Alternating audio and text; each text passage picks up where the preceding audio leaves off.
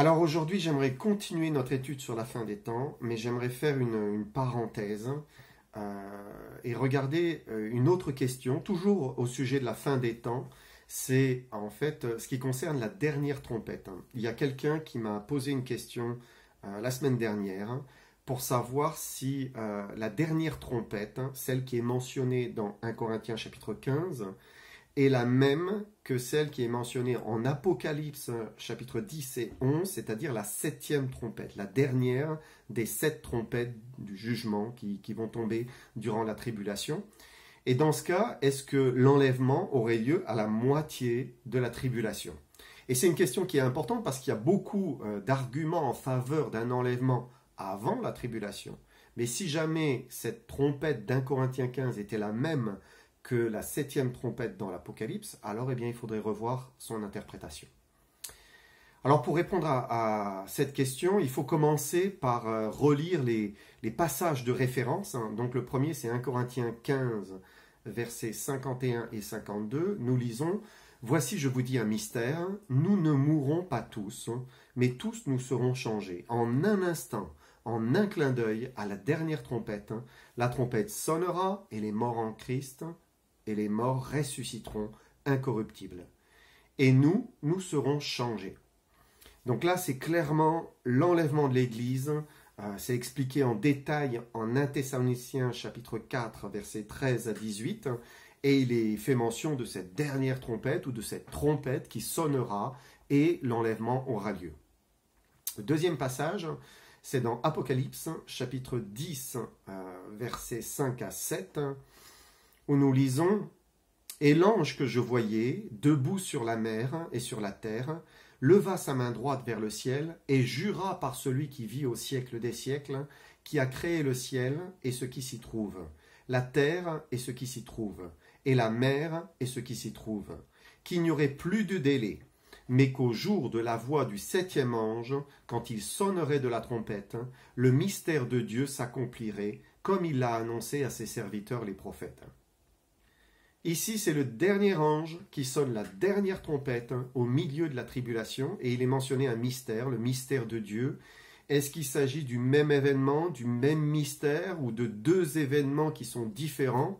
Alors c'est bien peut-être pour commencer de définir ce qu'est un mystère dans la Bible. Un mystère, ce n'est pas quelque chose de mystérieux, ce n'est pas quelque chose d'étrange, mais c'est un dessein divin, c'est une partie du plan de Dieu qui a été cachée pendant un temps à ses serviteurs, à ses enfants, mais qui est maintenant révélée au travers des apôtres, au travers de la parole de Dieu.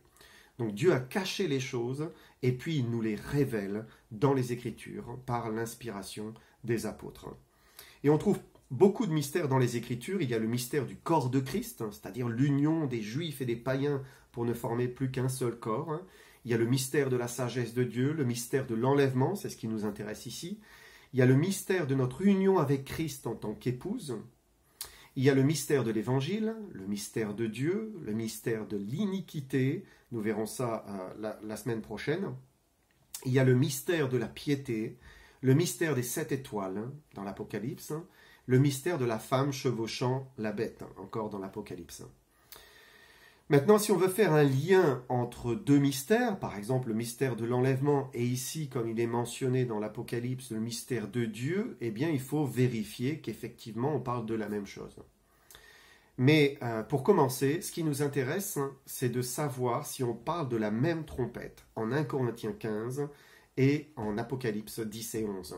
Alors on peut rajouter un autre texte qui est important, c'est celui dans 1 Thessaloniciens chapitre 4, versets 16 et 17, où il est dit « Car le Seigneur lui-même a un signal donné, à la voix d'un archange, et au son de la trompette de Dieu, descendra du ciel, et les morts en Christ ressusciteront premièrement.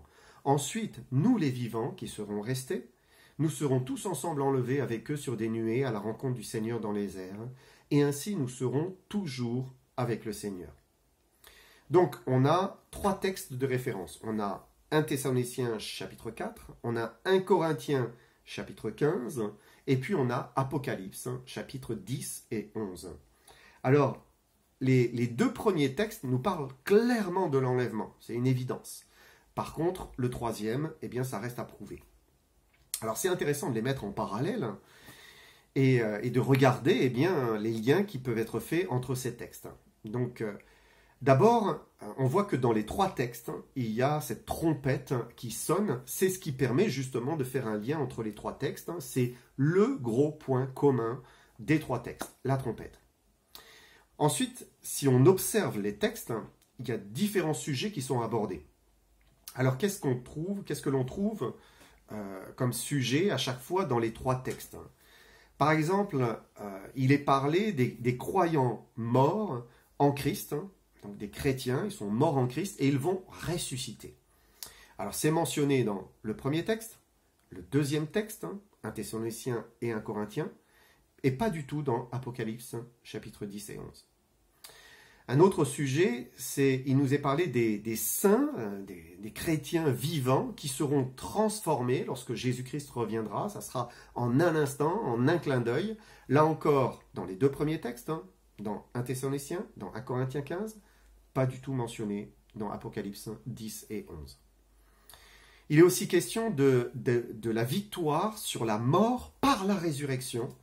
Mais de nouveau, on retrouve cela dans les deux premiers textes, et pas du tout dans Apocalypse 10 et 11. En 1 Thessaloniciens chapitre 4, verset 16, donc il est question de Jésus qui revient, qui descend sur les nuées du ciel pour prendre son épouse.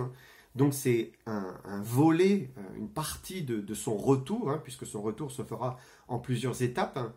Et si 1 Corinthiens 15 n'en parle pas explicitement, Apocalypse ne mentionne pas du tout la venue de Jésus-Christ à ce moment-là de la tribulation. Et l'Apocalypse même n'en parlera qu'à la fin, donc en Apocalypse chapitre 19. Ensuite, en Apocalypse 11, verset 15, nous lisons « Le septième ange sonna de la trompette. Il y eut dans le ciel de fortes voix qui disaient « Le royaume du monde est remis à notre Seigneur et à son Christ, et il régnera au siècle des siècles. » Donc l'ange sonne de la trompette, et c'est l'établissement du règne de Christ sur les royaumes du monde. Et ce qui est intéressant cette fois, c'est que c'est mentionné là dans l'Apocalypse, pas du tout dans 1 Corinthiens 15, pas du tout dans 1 Thessaloniciens chapitre 4. Dans Apocalypse chapitre 11 et verset 18, il est question de la colère de Dieu qui va juger les morts.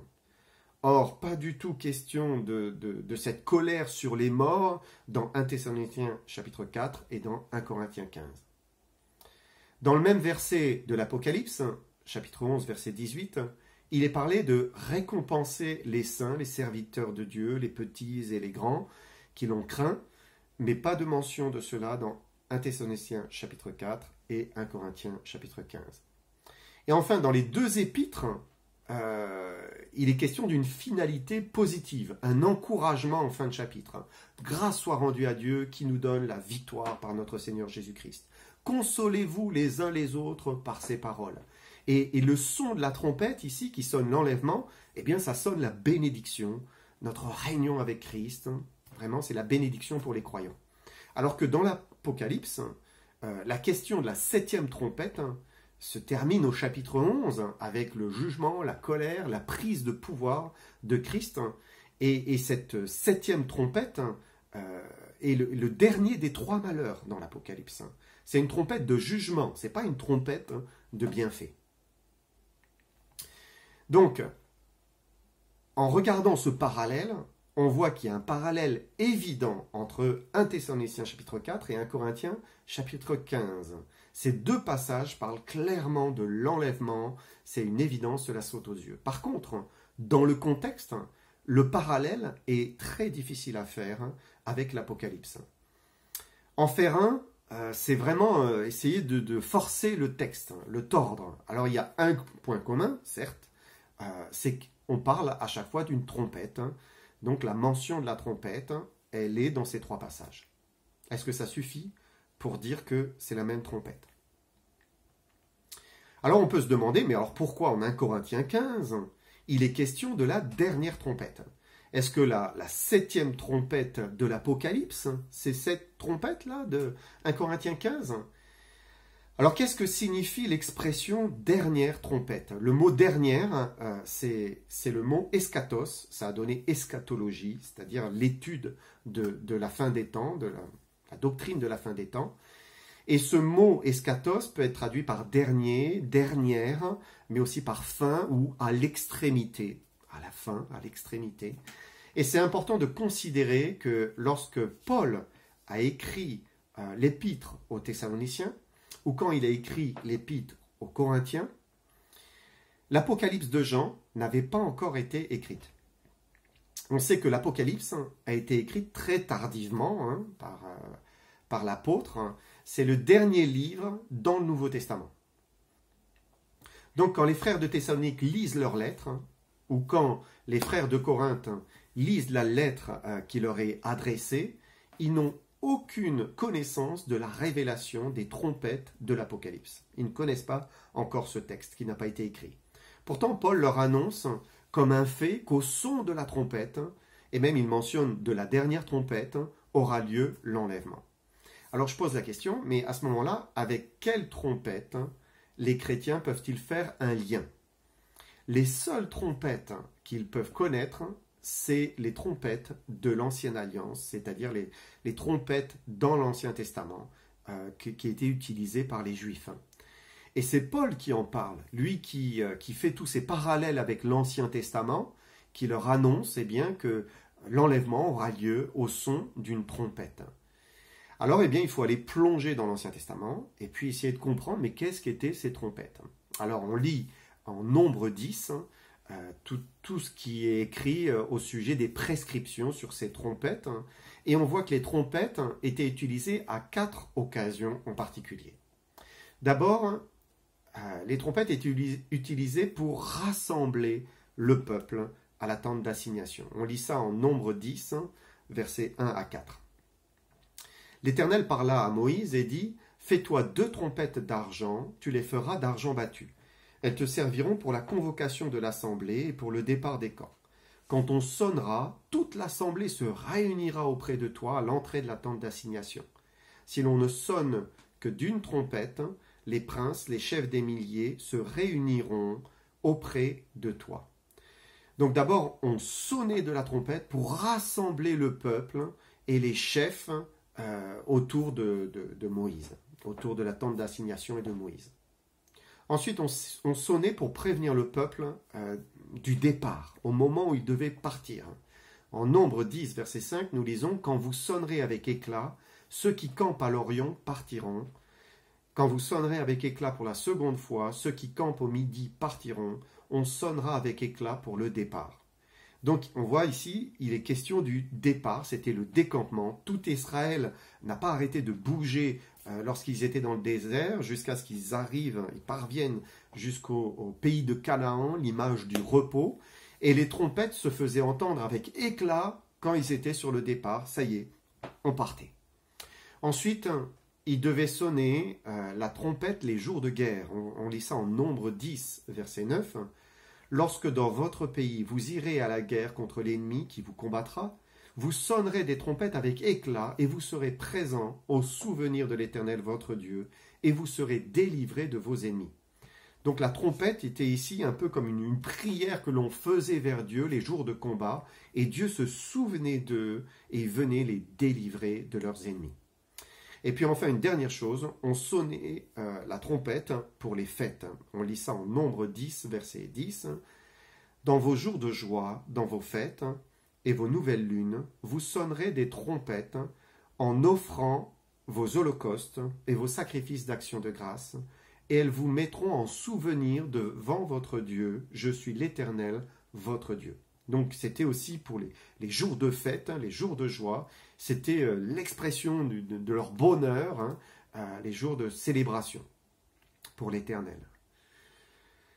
Donc Paul avait en tête tout cela quand il était en train d'écrire forcément aux Thessaloniciens et aux Corinthiens, et c'est touchant de regarder la signification de Nombre 10 et de voir le parallèle avec l'enlèvement de l'Église. On a vu que la trompette servait à rassembler le peuple et les chefs autour de la tente d'assignation. Et à l'enlèvement, eh bien, qu'est-ce qui va se passer? Quand il y aura la trompette, c'est l'ensemble de l'Église qui va monter, qui va se réunir autour non pas de la tente d'assignation, mais autour de son Seigneur. On va venir à sa rencontre quand il viendra nous chercher.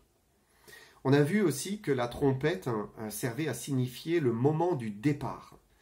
Et si Moïse faisait sonner la trompette d'abord une première fois pour rassembler le peuple autour de lui, peut-être pour donner des instructions, des consignes pour le voyage, ensuite la trompette sonnait encore une fois, mais cette fois c'était, j'ai envie de dire, la dernière trompette, et c'était le départ. Ensuite, eh bien, ils étaient en route. Ils ne sonnaient pas des trompettes en route. Et c'est sûrement là l'explication de la dernière trompette pour l'enlèvement. C'est une référence à la trompette de l'ancienne alliance. Et quand la trompette sonnera, eh bien nous partirons à la rencontre du Seigneur. Nous partirons, ce sera le moment du départ. Et notre corps corruptible revêtira l'incorruptibilité et notre corps mortel revêtira l'immortalité. Oui, nous partirons à la rencontre du Seigneur dans les airs. Et on a vu aussi que la trompette était un moyen de voir la délivrance du peuple d'Israël au moment où c'était difficile, notamment dans les périodes de guerre. La trompette sonnait et Dieu descendait pour venir délivrer son peuple. Et on peut faire de nouveau le parallèle. De la même manière, on peut dire que ce sera pour l'épouse de Christ, au moment de cette trompette, la délivrance. Elle sera délivrée de ses ennemis. Le monde devient de plus en plus hostile à l'Évangile, il devient de plus en plus hostile à Jésus-Christ, mais quand la trompette sonnera, alors eh bien, il va prendre avec lui son épouse, il va l'enlever au ciel. Entre parenthèses, je rappelle cette image forte dans la Bible de la délivrance qui arrive avant le jugement, avant la colère. Par exemple, Enoch marchait avec Dieu et il ne fut plus parce que Dieu le prit. Quand Dieu le prit-il? Il le prit juste avant le jugement du déluge. Vous pouvez lire ça en Genèse chapitre 5, chapitre 6. Et donc, Enoch était un homme qui marchait avec Dieu, il était agréable à Dieu, alors Dieu l'a enlevé afin qu'il ne connaisse pas le déluge, qu'il ne connaisse pas le jugement, et il n'a pas connu la mort. Alors bien sûr, c'est un parallèle ici, c'est le premier homme enlevé sans connaître la mort. Et on sait que l'enlèvement, eh bien c'est cela. C'est nous qui serons enlevés sans connaître la mort pour tous ceux qui sont encore vivants sur terre quand Jésus reviendra. Donc on voit ce parallèle ici. Et de la même manière, on pense que l'enlèvement eh bien, aura lieu juste avant les jugements, juste avant la colère. En 1 Thessaloniciens chapitre 5 verset 9, nous lisons « Car Dieu ne nous a pas destinés à la colère, mais à la possession du salut par notre Seigneur Jésus-Christ. » Et c'est encore plus clair quand on arrive dans le livre de l'Apocalypse. Quand vous lisez tout le livre de l'Apocalypse, vous voyez d'abord qu'il nous est parlé des 7 églises dans les premiers chapitres. Donc les 7 églises représentent l'église au travers des siècles, l'église de Jésus-Christ au travers des siècles, fidèle, infidèle, persécutée ou non, etc. Mais ce qui est intéressant, c'est que juste après ces 7 églises, Jean dit en Apocalypse chapitre 4, verset 1, il dit « Après cela, je regardai, et voici une porte était ouverte dans le ciel. La première voix que j'avais entendue, comme le son d'une trompette, et qui me parlait, dit « Monte ici, et je te ferai voir ce qui doit arriver dans la suite. » Aussitôt, je fus saisi par l'Esprit, et voici il y avait un trône dans le ciel, et sur ce trône, quelqu'un était assis. Et Jean a entendu l'ange qui avait la voix comme une trompette, étonnant, et qui lui dit « Monte ici ». Donc l'apôtre va soudain être enlevé au ciel, et là, dans le ciel, il va recevoir toute cette révélation de l'Apocalypse, toute la révélation de la colère, des jugements, etc. Et ce qui est touchant, c'est qu'il n'est plus fait mention du tout de l'Église durant tous les chapitres qui vont suivre. C'est-à-dire à partir du chapitre 4 jusqu'au chapitre 21, il n'est plus mentionné l'Église. Pourquoi? Parce qu'elle a été enlevée et qu'elle n'a pas part à la tribulation et à la colère. Où est-elle? Elle est dans le ciel, en train de vivre les noces de l'agneau. Et c'est touchant, parce que quand vous prenez de nouveau le livre des Nombres et que vous regardez eh bien, cette quatrième signification lorsqu'on sonnait de la trompette, c'était pourquoi? C'était pour les fêtes. C'était pour une fête. Et la trompette de l'enlèvement, elle sonnera pour nous notre réunion avec Christ et une fête magnifique, la fête des noces de l'agneau. C'est-à-dire le moment où Christ va s'unir à son épouse, l'Église, pour l'éternité. Alors je termine maintenant